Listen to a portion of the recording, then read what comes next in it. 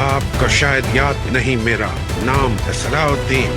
صلاح الدین، السلام علیکم۔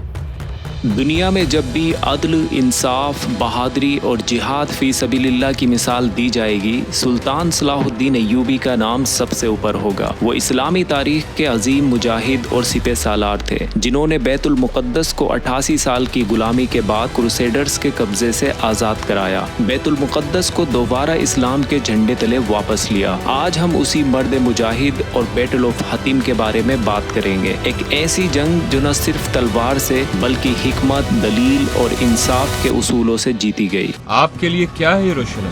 کچھ نہیں،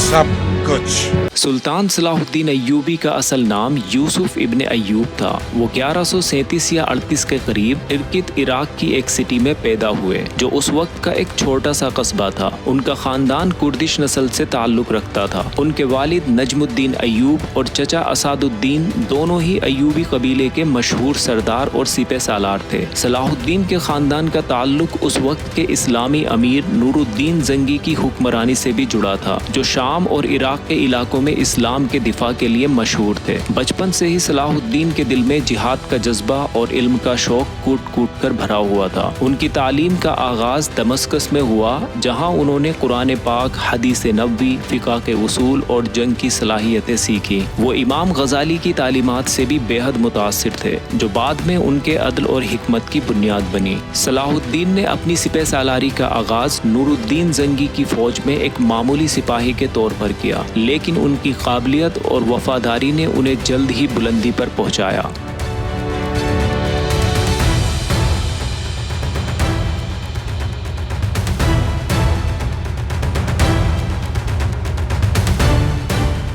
سن 1169 میں جب نور الدین زنگی کے حکم پر ان کے چچا اسد الدین نے مصر پر فتح حاصل کی تو صلاح الدین بھی اس مہم کا حصہ تھے۔ اسد الدین کی وفات کے بعد صلاح الدین مصر کے وزیر مقرر ہوئے اور انہوں نے فاطمی خلافت، جو اس وقت شیعہ عقیدے پر قائم تھی، اس کا خاتمہ کیا اور وہاں سنی اسلام کو دوبارہ قائم کیا۔ اور سن 1174 میں نور الدین زنگی کی وفات کے بعد صلاح الدین نے شام، مصر، عراق کے علاقوں کو ایک سلطنت میں شامل کیا۔ یہ اسلامی دنیا کا ایک ایسا طاقتور مرکز بنا جو کروسیڈرز کے لیے ایک خوف کا سبب بن گیا۔ جہاں ایک طرف صلاح الدین اسلامی امت کو ایک کرنے اور ان کے دل میں ایمان کا حوصلہ بھرنے میں مصروف تھے، وہیں دوسری طرف کروسیڈرز بیت المقدس اور مسجد الاقصی پر اپنا قبضہ جما کر بیٹھے تھے۔ سن 1199 میں جب کروسیڈرز نے بیت المقدس پر قبضہ کیا تھا، تب انہوں نے وہاں کے مسلمانوں اور یہودیوں کا قتل عام کیا، گلیوں میں لاشوں کے ڈھیر لگا دیے اور مسجد الاقصی کو اپنے گھوڑے باندھنے کی جگہ بنا دیا۔ یہ منظر ہر مسلمان کے دل پر ایک گہرا زخم تھا اور صلاح الدین نے اپنی زندگی کا مقصد قدس کی آزادی اور مسجد الاقصی کی حرمت کو بحال کرنا مقرر کیا۔ سن 1187 تک صلاح الدین نے اپنی فوج کو اتنا مضبوط اور متحد کر لیا تھا کہ وہ کروسیڈرز سے مقابلے کے لیے بالکل تیار تھے۔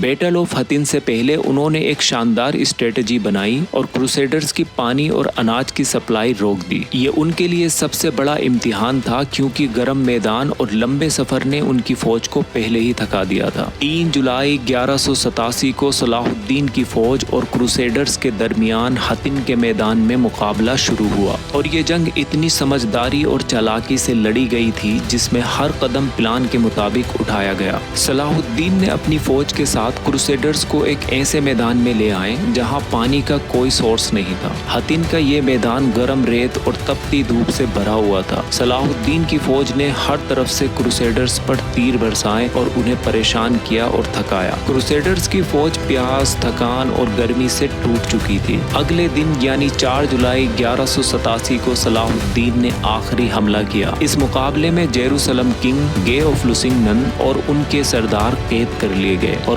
क्रूसेडर्स की फौज ये जंग बहुत बुरे तरीके से हार गई। ये जंग इस्लामी तारीख का एक अजीम वाक़या था जिसने कुद्स की आज़ादी की राह बना दी थी। सुल्तान सलाहुद्दीन अय्यूबी ने सभी कैदियों के साथ इंसाफ और रहमत का सलूक किया, जो उनके अदल पसंद मिजाज की एक मिसाल है। लेकिन क्रूसेडर्स का एक कमांडर रेनल्ड ऑफ शातिलोन के साथ उन्होंने सख्ती की। ये वो शख्स था जो मुसलमानों के कारवानों पर हमला करता, हाजियों को कत्ल करता, और एक बार तो इसी शख्स ने मदीना मुनव्वरा पर हमले की साजिश भी रची थी। जब सलाहुद्दीन ने उसे अपने दरबार में बुलाया तो फरमाया, तुम्हारे गुनाहों का फैसला अगर अल्लाह के हवाले किया जाए तो वो तुम पर सख्त अजाब नाजिल करता। तुमने मुसलमानों के खून से अपने हाथ रंगे और अब इंसाफ का वक्त आ गया है। इसके बाद सलाहुद्दीन ने अपने हाथों से रेनल्ड का सर तन से जुदा कर दिया, जो एक सबक था कि जुल्म की कोई माफी नहीं है।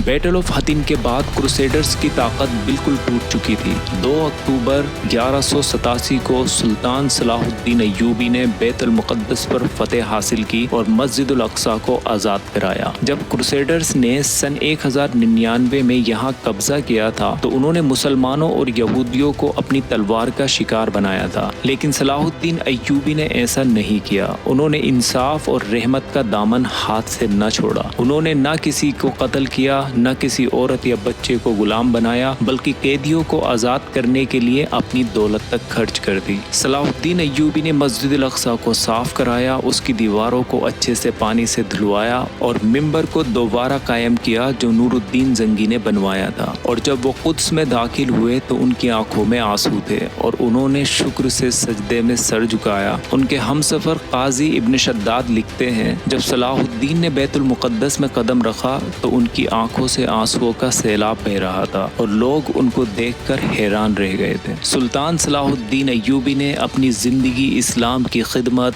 जिहाद और इंसाफ के लिए वक्फ कर दी और सन 1193 में दमस्कस में उनकी वफात हुई। जब उनका जनाजा तैयार किया गया तो देखा गया कि उनके खजाने में एक भी दिनार या दिरहम नहीं बचा था। उन्होंने अपनी सारी दौलत अल्लाह के रास्ते में, गुलामों की आज़ादी में और उम्मत मुस्लिमा के लिए खर्च कर दी थी। उनकी कब्र आज भी दमस्कस में एक ज़ियारत गाह है, जहां लोग उन्हें इंसानियत का पासवा और फतेह कुद्स कहकर याद करते हैं। सलाहुद्दीन न सिर्फ एक सिपह सालार थे, बल्कि एक ऐसे रहनुमा थे जिन्होंने दुनिया को सबक दिया कि जिहाद सिर्फ तलवार से नहीं बल्कि इंसाफ और रहमत से भी जीता जाता है। उम्मीद है ये वीडियो आपको इन्फॉर्मेटिव लगी होगी, तो आप चाहें तो हमारे चैनल को सब्सक्राइब भी कर सकते हैं। Thank you for watching the video.